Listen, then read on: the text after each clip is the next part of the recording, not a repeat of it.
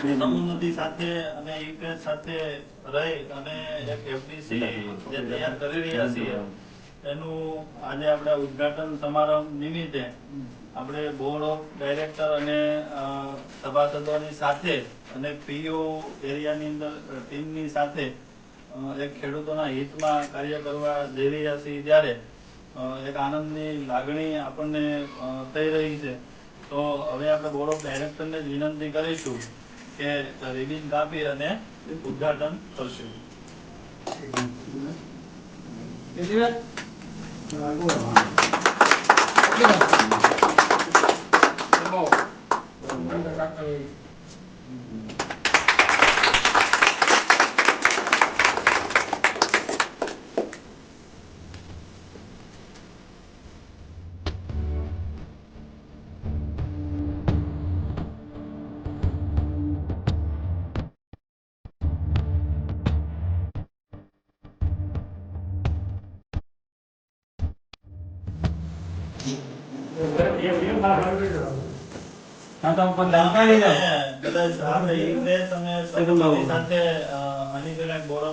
Meeting થઈ એમાં એવો નિર્ણય કર્યો હતો કે ભાઈ આપણા સભાસદો છે અને એફપીઓ બનાવેલી છે અને આપણી પાસે તૈયાર છે તો બહુ જાજો ખર્ચો નથી તો એ એમ એવું કહેવા માંગે છે આમ ઇમ્પ્રેસ અને સમૂહનતિ.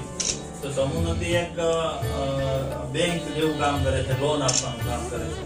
એટલે કોઈ પણ એ આખા ભારતની અંદર 500 જેટલા એફડીસી ખોલવાનો નિર્ણય કર્યો છે.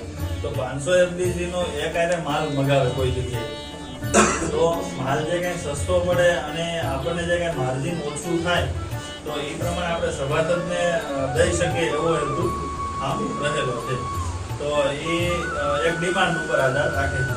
ધારો કે એપ્રિલ મહિના અથવા મે મહિનાની અંદર ખેડૂતો પોતાનું બિયારણ બુક કરાવી જાય અને પછી આપણે ખેડૂતોને ભાવ આપી દઈએ કે ભાઈ 1000 થેલી અમારે આ બિયારણ જોઈએ છે અને આપણે સમૂહનતિની ઇન્ટરેસ્ટને જાણ કરીશું કે ભાઈ અમને આ કંપનીનું આ બિયારણ જોઈએ છે તો તમે ક્યાં ભાવમાં આપશો.